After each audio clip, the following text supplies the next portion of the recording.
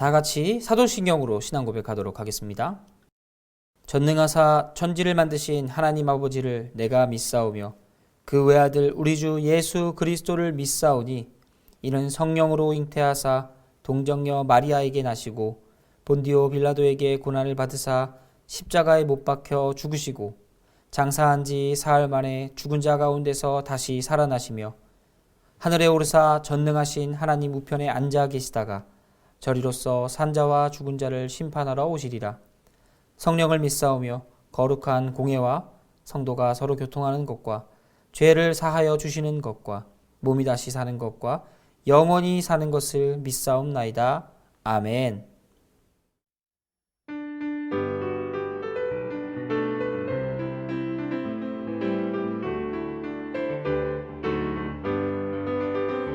내가 매일 기쁘게 순례의 길 행함은 주의 팔이 나를 안보함이요 내가 주의 큰 복을 받는 참된 비결은 주의 영이 함께함이라 전에 죄에 빠져서 평안함이 없을 때 예수 십자가의 공로 힘입어 발 아래 엎드려 참된 평화 얻음은 주의 영이 함께함이라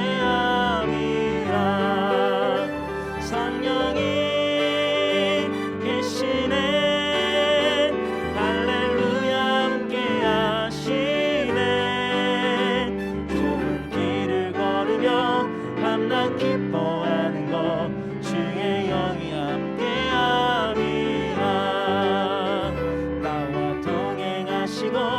모든 염려하시니 나는 숲의 새와 같이 기쁘다 내가 기쁜 마음으로 주의 뜻을 행함은 주의 영이 함께함이라 성령이 계시네 할렐루야 함께하시네 좁은 길을 걸으며 밤낮 기뻐하는 것 주의 영이 함께함이라 세상 모든 욕망과 나의 모든 정욕은 십자가에 이미 못을 박았네 어두운 밤이 지나고 무거운 짐 벗으니 주의 영이 함께함이라 성령이 계시네 할렐루야 함께하시네 좁은 길을 걸으며 밤낮 기뻐하는 것 주의 영이 함께함이 성령이 계시네 할렐루야 함께하시네 좁은 길을 걸으며 밤낮 기뻐하는 것 주의 영이 함께함이라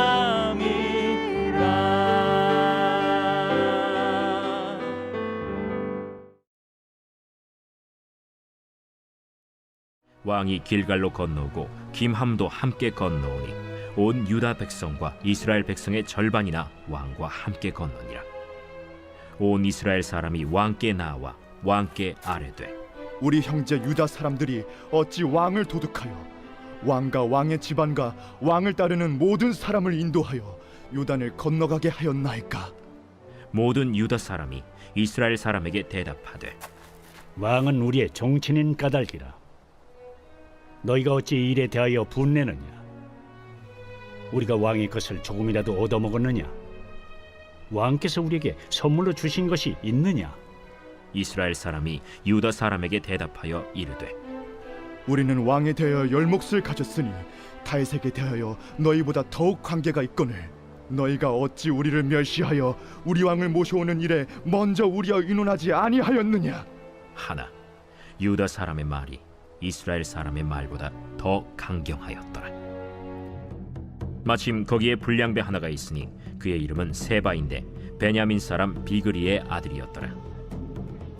그가 나팔을 불며 이르되 우리는 다윗과 나눌 분깃이 없으며 이새의 아들에게서 받을 유산이 우리에게 없도다. 이스라엘아, 각각 장막으로 돌아가라. 이에 온 이스라엘 사람들이 다윗 따르기를 그치고 올라가 비그리의 아들 세바를 따르나 유다 사람들은 그들의 왕과 합하여 요단에서 예루살렘까지 따르니라. 다윗이 예루살렘 본궁에 이르러 전에 머물러 왕궁을 지키게 한 후궁 10명을 잡아 별실에 가두고 먹을 것만 주고 그들에게 관계하지 아니하니 그들이 죽는 날까지 갇혀서 생과부로 지내니라. 왕이 아마사에게 이르되 너는 나를 위하여 3일 내로 유다 사람을 큰 소리로 불러 모으고 너도 여기 있으라. 아마사가 유다 사람을 모으러 가더니 왕이 정한 기일에 지체된지라. 다윗이 이에 아비새에게 이르되 이제 비그리의 아들 세바가 압살롬보다 우리를 더 헤아리니 너는 내 주의 부하들을 데리고 그의 뒤를 쫓아가라. 그가 견고한 성읍에 들어가 우리들을 피할까 염려하노라. 요압을 따르는 자들과 그렛 사람들과 블렛 사람들과 모든 용사들이 다 아비새를 따라 비그리의 아들 세바를 뒤쫓으려고 예루살렘에서 나와 기브온 큰 바위 곁에 이름에 아마사가 맞으러 오니 그때 요압이 군복을 입고 띠를 띠고 칼집에 꽂은 칼을 허리에 맸는데 그가 나아갈 때 칼이 빠져 떨어졌더라. 요압이 아마사에게 이르되 내 형은 평안하냐? 하며 오른손으로 아마사의 수염을 잡고 그와 입을 맞추려는 체함에 아마사가 요압의 손에 있는 칼은 주의하지 아니한지라. 요압이 칼로 그의 배를 찌르매 그의 창자가 땅에 쏟아지니 그를 다시 치지 아니하여도 죽으니라. 요압과 그의 동생 아비새가 비그리의 아들 세바를 뒤쫓을세 요압의 청년 중 하나가 아마사 곁에 서서 이르되 요압을 좋아하는 자가 누구이며 요압을 따라 다윗을 위하는 자는 누구냐? 아마사가 길 가운데 피 속에 놓여 있는지라. 그 청년이 모든 백성이 서 있는 것을 보고 아마사를 큰 길에서부터 밭으로 옮겼으나 거기에 이르는 자도 다 멈추어 서는 것을 보고 옷을 그 위에 덮으니라. 아마사를 큰 길에서 옮겨가매 사람들이 다 요압을 따라 비그리의 아들 세바를 뒤쫓아가니라. 이스라엘의 왕이 된 다윗은 유다를 제외한 10개 지파에게 반대를 받게 되죠. 다윗은 이스라엘 왕이 되었지만 10개 지파로부터 인정을 받지 못했다는 겁니다.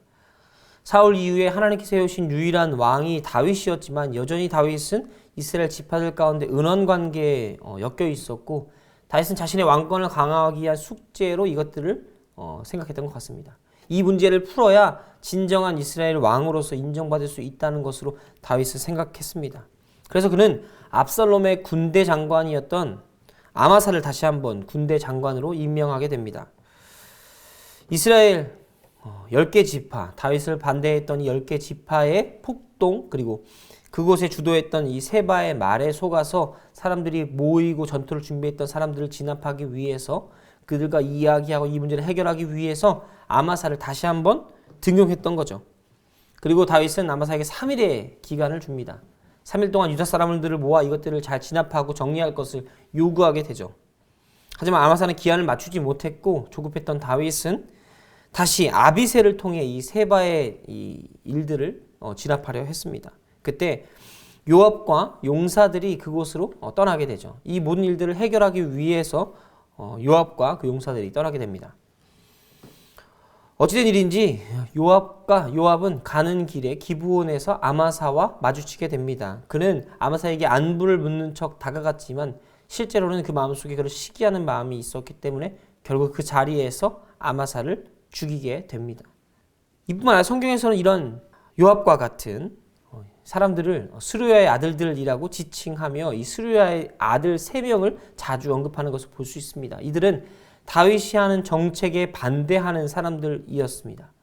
다윗에게 동조하고 다윗을 도와주었지만 항상 번번이 다윗의 결정에 의해서 반기를 들거나 다윗의 생각과 반대되는 일들을 자주 하는 사람들이었죠. 이 스루야의 아들들은 아비새, 요압, 아사헬 이 삼형제를 가리키는데요. 얼마나 이들이 성급하고 폭력적이었으며 보복적인지를 성경에서는 여러 번 언급했습니다. 그들은 자신의 기준과 이익에 따라 움직였고 결국 자신의 이익을 쟁취하는 사람들이었습니다. 다윗과 함께 있을 때에도 사울과 시므이를 죽이자고 말했던 것도 이 스루야의 아들들이었고요. 다윗이 평화를 위해 압살롬의 군대 장관인 오늘 본문의 아마사를 등용했을 때도 이것들을 만들고 아마사를 죽였던 것도 이 스루야의 아들 중 한 명 요압이었죠. 우리는 여기서 한 가지를 발견하게 됩니다. 급하고 자신의 이익만 쫓고 거친 사람들은 이러한 특징을 갖는다는 것을 알게 되는 거죠.